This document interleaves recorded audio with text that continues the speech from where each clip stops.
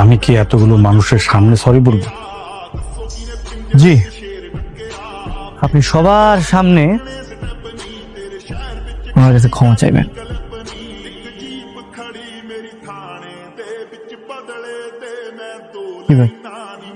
এভাবে মূর্তির মতো দাঁড়িয়েছেন কেন?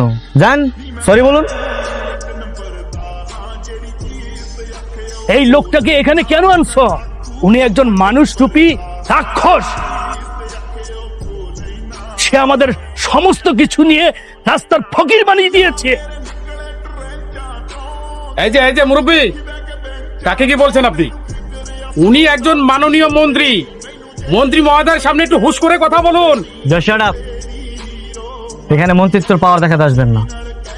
উনি এখন জনগণের কাঠগড়ায় দাঁড়িয়েছে, আর ওনার বিচার করবে জনগণ। চাচা, আপনার কি অভিযোগ আছে বলেন।